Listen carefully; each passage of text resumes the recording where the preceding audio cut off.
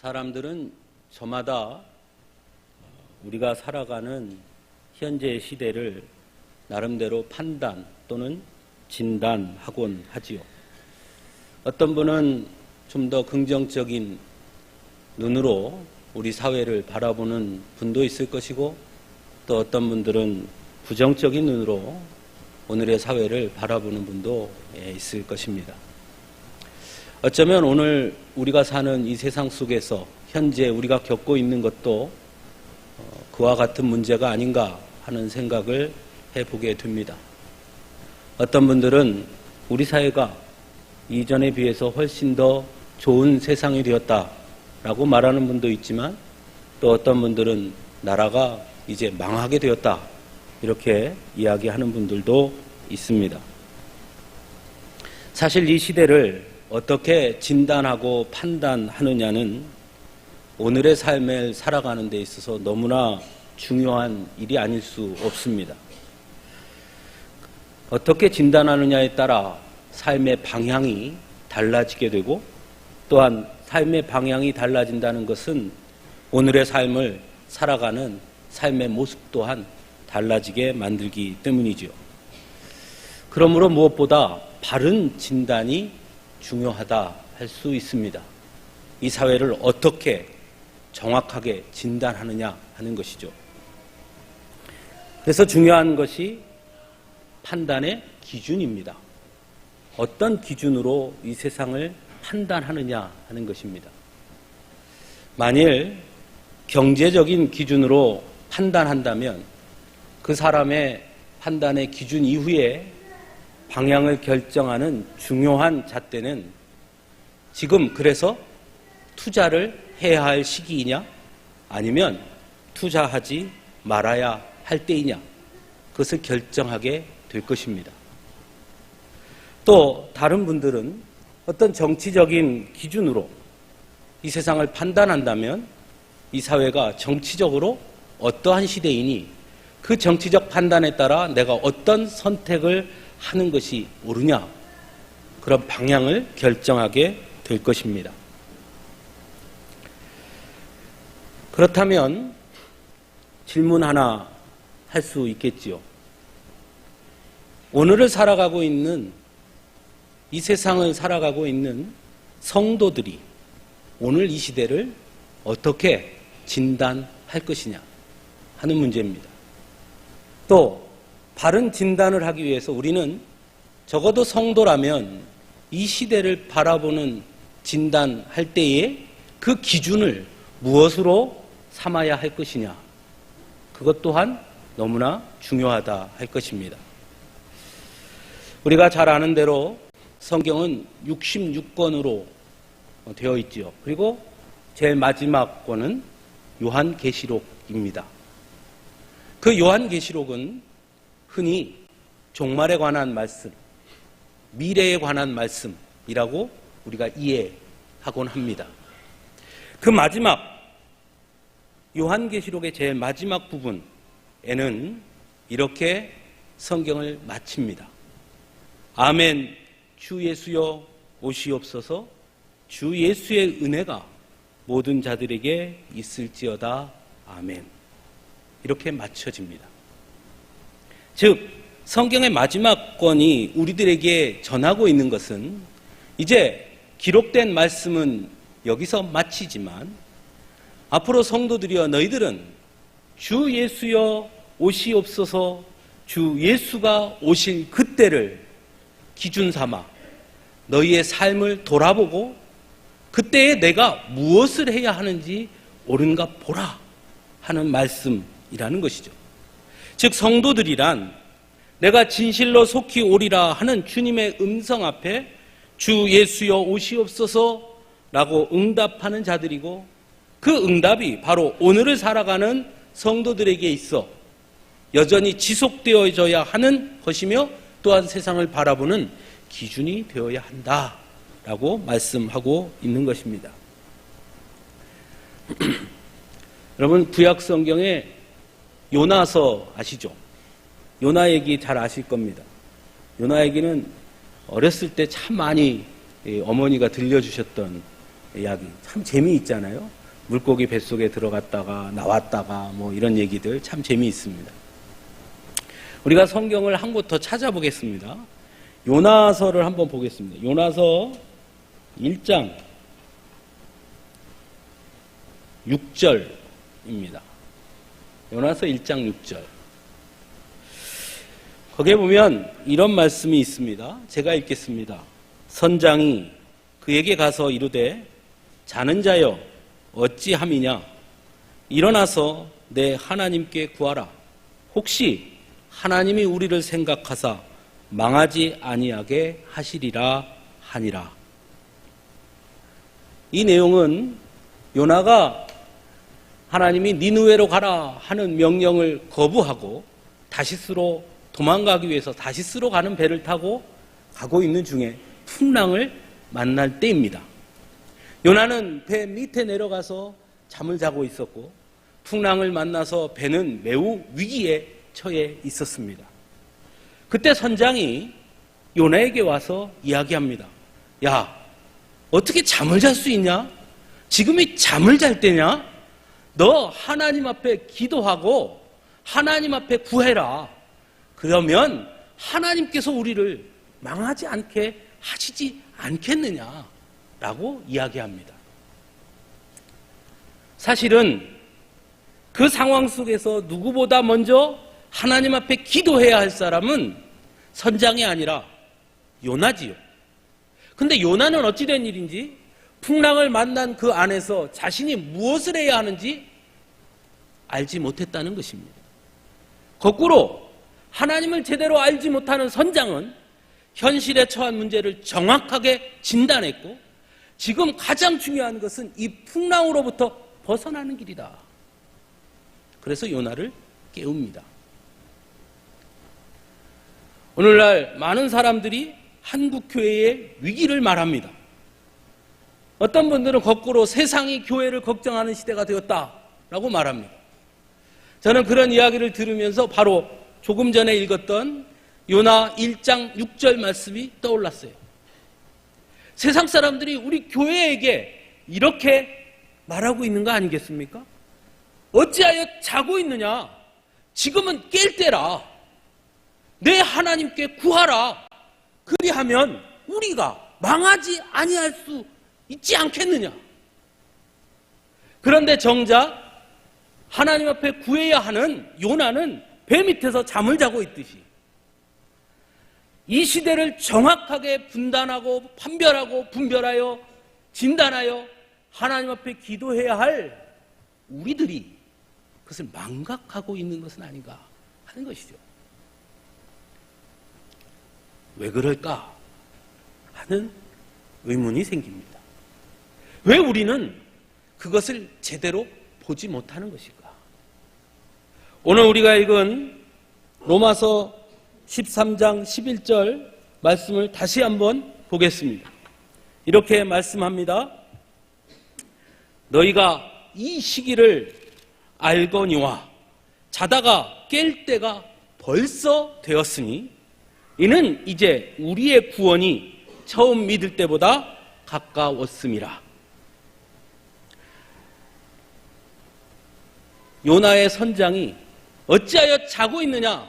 지금은 깰 때라 하는 말과 사도 바울이 지금은 깰 때다 라고 한 말이 같은 말이죠. 그런데 다른 것이 하나 있습니다. 그것은 뭐냐면 앞부분에 나온 말씀이에요. 너희가 알거니와 너희가 알거니와 지금은 자다가 깰 때라.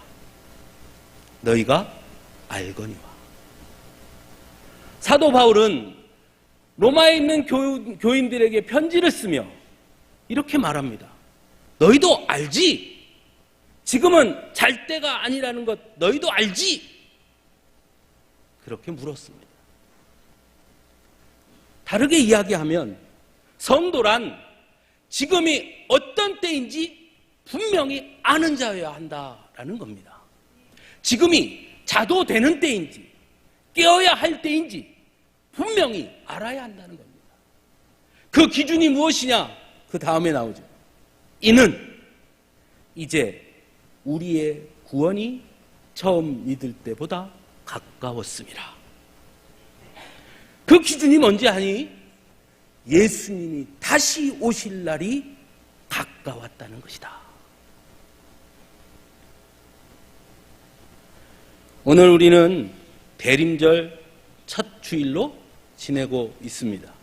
제가 초를 하나 켜놨죠. 대림절 첫 주일이라 보라색 초를 하나 켜놨습니다. 다음 주에는 2개가 되겠죠. 그 다음 주에는 3개가 되겠고, 그렇게 되겠죠. 교회력으로 보면 1년의 시작은요, 대림절로 시작합니다. 그러니까 교회력에 의하면 오늘이 새해 첫 주일입니다. 새해 첫 주일. 즉, 한 해를 시작하는 처음. 한 해를 시작하는 처음을 무엇으로 시작하느냐? 다시 오실 주님을 기다림으로 시작하라. 그것이 우리의 기준이다. 다시 오실 주님을 기다림으로 한 해를 시작하고, 또 한 해가 다시 시작되면 또 다시 오실 주님을 기다림으로 한 해를 시작하는 것입니다. 한 해 한 해 시간이 지나갈수록 다시 오실 주님의 날은 점점 가까워짐을 인식하며, 그러며 한 해를 보내는 것입니다. 그래서 오늘 사도 바울은 11절에 자다가 깰 때가 이제 될 것이니가 아니라 벌써 되었으니 이미 이르렀다라는 것입니다. 시간이 지나면 지날수록 성도들은 그 긴장감을 가지고 긴박함을 가지고 살아야 한다라는 것이죠. 그런데 과연 오늘을 살아가는 우리 성도들의 모습 속에 다시 오실 주님에 대한 간절한 기다림과 가까이 이르렀음에 대한 긴장감, 긴박함이 있느냐 하는 것입니다. 여러분 있으십니까? 그저 입술의 고백에만 주 예수여 오시옵소서 머물러 있을 뿐 실상 우리의 관심과 우리의 삶의 방향과 우리의 삶의 모습 속에서는 다시 오실 주님을 기다리는 모습을 찾아보기가 점점 어려워지고 있다는 것입니다.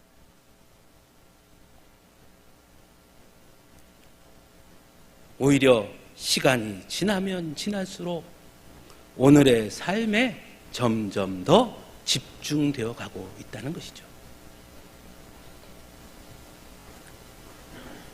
제가 신학교 1학년 입학을 하니까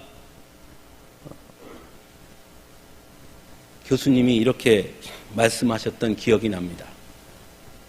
신학교 1학년 들어오면 1학년은 활활 타오르는 불이다. 2학년쯤 되면 그래도 타고 있는 장작불은 된다. 3학년쯤 되면 꺼질락 말락 불은 펴져 있는 거는 같고 그런 불이다. 4학년쯤이 되면 다 타고 쟤만 남더라. 처음에 1학년 들어올 때는 하나님이 나를 부르셨어. 내가 하나님의 일을 할 거야.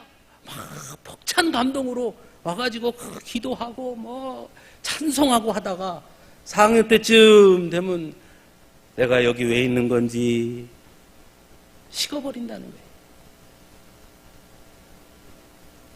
믿음 생활하는 분들도 성도들도 모두 그렇진 않지만 어떤 경우에 보면 그런 분들이 참 많아요. 처음에 하나님 만날 때는 뜨겁습니다. 예배 드릴 때마다 감격합니다.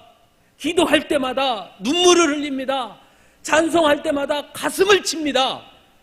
1년 지나면 조금 줄고 2년 지나면 조금 줄고 그래서 재직이 되면 살아있는지 죽었는지 싶고 신앙생활을 20년쯤 하면 예배를 드리는지 명상을 하고 있는 것인지 찬송을 불러도 무슨 찬송을 불렀는지 기도를 해도 무슨 기도를 했는지 예배를 마치고 나면 오늘 말씀이 뭐였는지 전혀 생각도 안 나고 관심도 없고 그저 왔다가 그저 가고 다 타버린 죄가 된다는 거예요. 왜 그럴까요? 왜 우리의 믿음이 시간이 지나면 지날수록 다시 오실 주님의 때는 점점 가까워지는데 왜 우리는 점점 더 멀어지는 것일까요?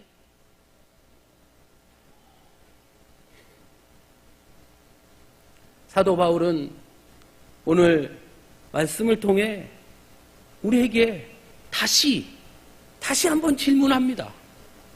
너희가 알거니와 시간이 지났으면 다시 오실 주님의 때는 점점 가까웠는데 언제까지 자려느냐? 이제 깰 때가 되었다.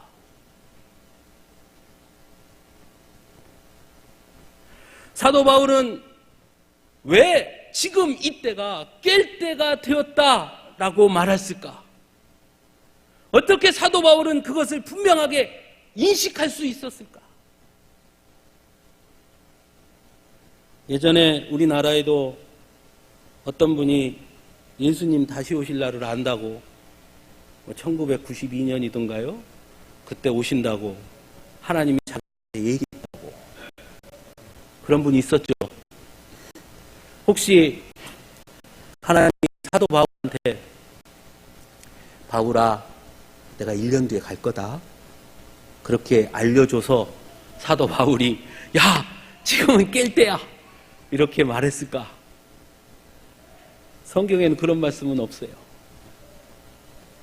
사도 바울이 지금이 깨어야 할 때임을 인식했던 결정적인 이유는 밤이 깊었기 때문입니다.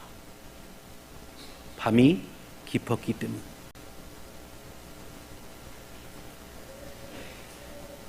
밤이 깊으면 뭐가 오지요? 낮이 오지요. 밤이 깊으면 낮이 옵니다. 가끔 신앙생활을 하지 않는 사람들을 만날 때가 있죠. 어떨 때는 저녁에 저녁 식사도 하고 이야기도 하고 차도 마시고 뭐 담소도 나누고 그 시간이 이렇게 지나갑니다. 8시, 9시, 10시 그렇게 되면 대부분 목회자들은 10시쯤이 되면 다 똑같은 이야기를 합니다. 아이고 벌써 10시네. 얼른 들어가야 되겠네. 신앙생활을 하지 않는 분들은 그렇게 이야기하면 대부분 다 똑같이 또 이야기를 합니다. 아직 초저녁인데 뭘 벌써. 그러면 신앙생활 하는 분들은 이렇게 답을 합니다. 벌써라니 나 내일 새벽 기도 가야 돼.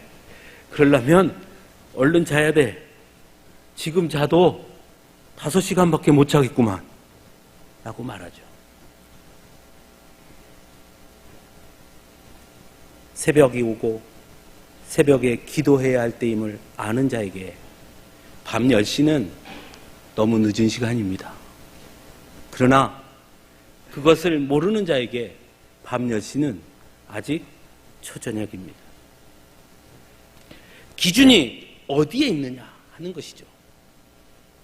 똑같은 시대를 살아가면서 사도 바울은 밤이 깊었으니 라고 말하며 밤이 깊었다는 것은 곧 낮이 가까이 온다는 것을 인식했습니다.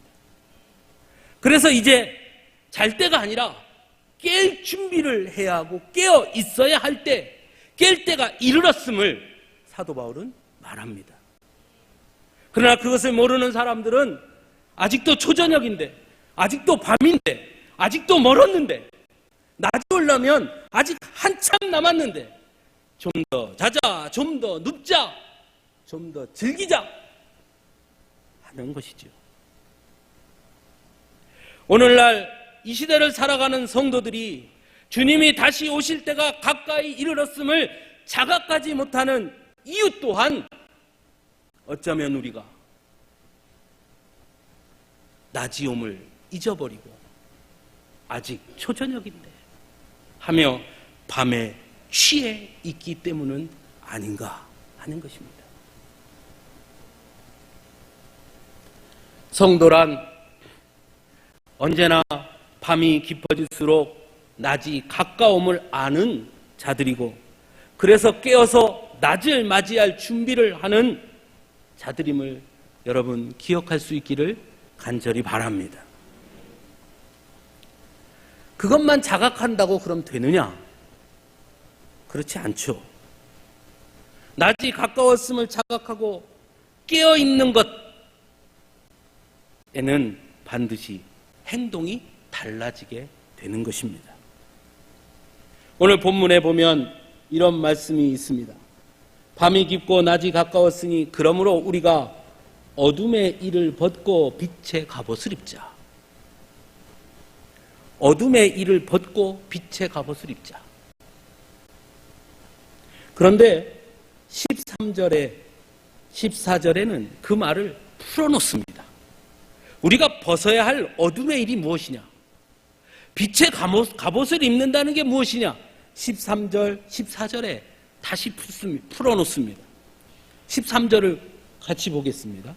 낮에와 같이 단정히 행하고 방탕하거나 술 취하지 말며 음란하거나 호색하지 말며 다투거나 시기하지 말고, 즉 어둠의 일을 벗어야 하는데 그 어둠의 일이 무엇이냐?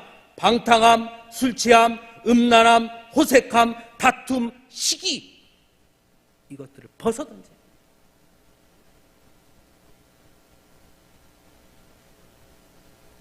여러분, 성경을 볼 때 우리가 가끔 착각하는 것이 있어요. 오늘 본문에 방탕함, 술 취함, 음란, 호색, 다툼, 시기,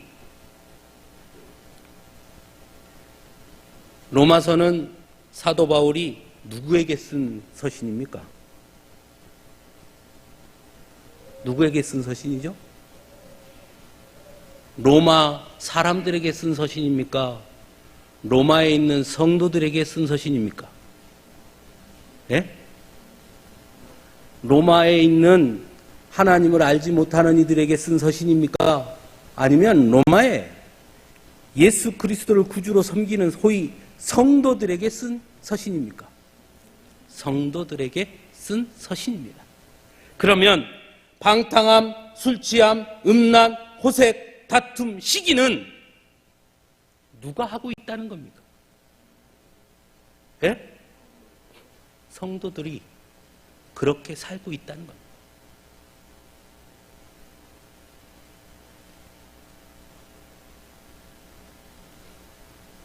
저도 어린 시절에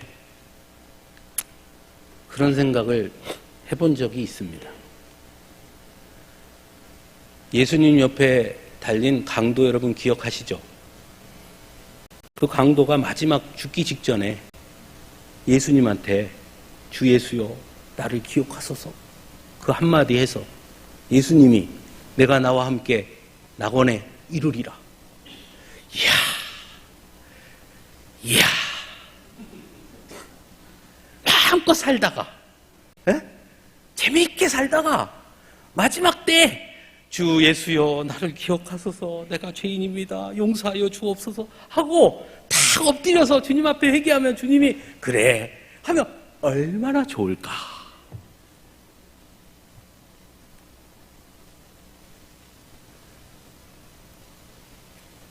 왜 세상의 즐거움, 세상의 쾌락, 세상의 기쁨을 쫓아갑니까?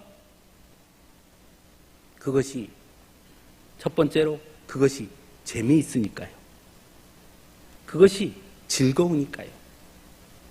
또 세상 사람들이 다 그렇게 사니까요. 또 한 가지 이유가 있지요. 주님이 다시 오심이 가까웠음을 잊었으니까요. 아직 시간이 많이 남았다고 생각하니까요. 어린 시절 제가 품었던 것처럼 이렇게 살다가 주님 오신다 그러면 얼른 얼른 오 주님 용서하여 주옵소서 하면 되니까요. 사도 바울은 지금 깨어있을 때라는 것을 자각한 자라면 지금 당장 어둠의 일을 벗어야 되는데, 그 어둠의 일이 무엇이냐? 방탕함, 술 취함, 음란, 호색, 다툼, 시기. 내 안에 있는 그것들을 다 벗어 던져야 한다. 그것을 내려놓지 않으면 깨어있는 자가 아니다.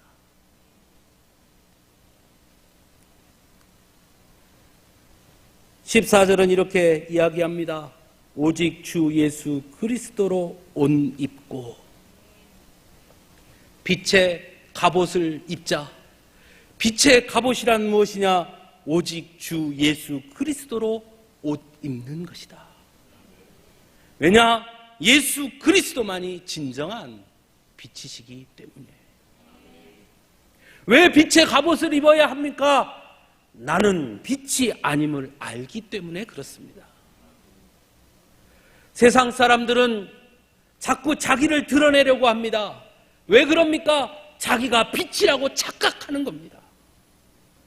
그러나 진정한 빛은 예수 그리스도밖에 없고, 그 예수 그리스도가 다시 오실 그때가 가까움을 안다면 예수 그리스도 앞에 엎드려 오직 주의 은혜의 옷을 입어야 한다라는 것입니다.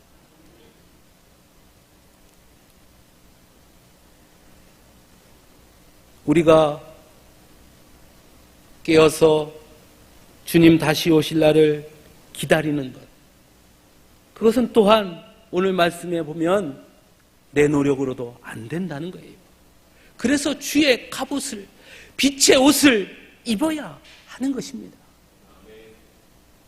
사랑하는 성도 여러분, 주님의 옷을 입고 있습니까? 빛의 갑옷을 입고 있습니까? 빛의 갑옷을 입는 것은 여러분 절대로 편안하지 않습니다. 제가요, 주일날 오전 예배 마치고 집에 딱 들어가면 제가 제일 먼저 하는 게 뭐겠습니까? 예? 넥타이를 풀고 양복을 벗고 편한 옷으로 갈아입는 거예요. 안 편해요. 불편해요. 팍 벗었으면 좋겠어요. 그게 편해요. 그냥 운동복 입고 티셔츠 하나 걸치고 그렇게 있으면 너무너무 좋아요. 그러나 양복을 입습니다. 넥타이를 맵니다. 왜 그렇죠? 이 자리가 그렇게 편하게 있어야 할 자리가 아니기 때문이죠. 예수 그리스도를 옷 입는 것, 여러분 편한 거 아니에요. 내 맘대로 하고 내 즐거움을 쫓아가고 내 취미생활하고 내 생각대로 하고 내 기쁨만을 쫓아가는 것이 훨씬 더 편하고 즐겁고 행복할 것입니다. 훨씬 더 자유로울 것입니다. 내가 이렇게 하겠다는데 누가 뭐라고 그래? 내 맘이야. 얼마나 좋습니까?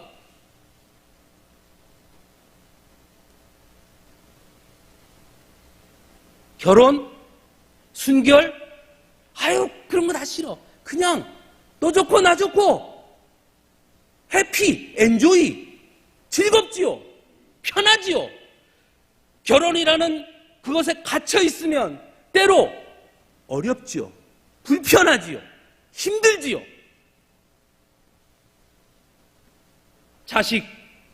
자녀를 낳으면 불편합니다. 어머니가 되는 것, 아버지가 되는 것, 기쁨도 있지만 불편함도 있어요. 그러니 그냥 낳지 말고 우리끼리 즐겁게 행복하게 그렇게 살면 되지.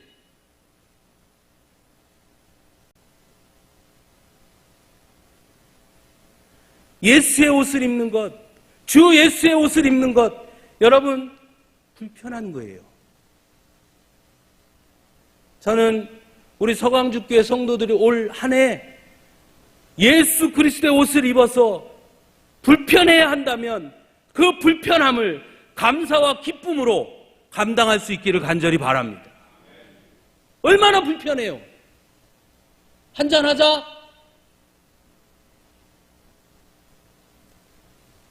주일날 골프 치러 갑시다. 불편하죠. 너 혼자 신앙생활 하냐? 그런 말 들어도 불편하죠. 우리의 삶에 얼마나 많은 불편함이 있습니까? 식사하러 가서 불편하죠. 주일마다 나와 예배하고 교사로, 찬양대원으로, 여전도회원으로 봉사하고 애써야 하지요. 불편하지요. 여러분, 이 시간에 성도들이 아니어서 교회 올 이유가 없다면 여러분 지금 뭐하고 계시겠습니까? 가장 편안한 자세로 계실 거예요. 불편한 거예요. 예수의 옷을 입는 것이 불편한 거예요. 그러나 그 불편함을 감수합니다. 왜냐하면 때가 이르렀기 때문에. 그날이 가까웠습니다.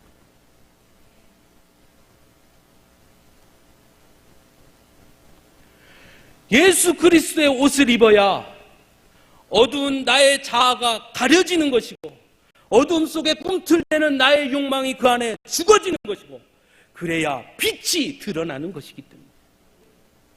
그래서 예수 그리스도의 옷을 입어야 합니다. 그래서 베드로는 예수님을 만나자 이렇게 고백하죠. 나를 떠나소서, 나는 죄인이로소이다. 사랑하는 성도 여러분, 올 1년 예수의 옷을 입고 그때가 더 가까이 왔음을 인식하고, 조금 불편하더라도, 믿음으로 사는 것이 조금 어렵더라도 포기하지 말고 그때를 분명히 바라보고, 주 예수여 어서 오시옵소서, 속히 임하시옵소서, 마라나타 하며 날마다 나를 죽이고 빛의 갑옷으로 나를 감싸 오직 주님의 비단으로 나아가는 우리 모두가 될 수 있기를 간절히 바랍니다. 현실이 아무리 캄캄한 범위로 보일지라도, 그래서 낮이 가까워왔음을 남들은 아직 멀었다 말할지라도, 적어도 우리들은 아니, 현실이 오직 더 캄캄한 밤이면 밤일수록 낮은 더 가까이 왔음을 알고 빛의 갑옷을 입고 주님 앞에 나아가는 우리 모두가 될 수 있기를 간절히 바랍니다. 함께 기도하겠습니다.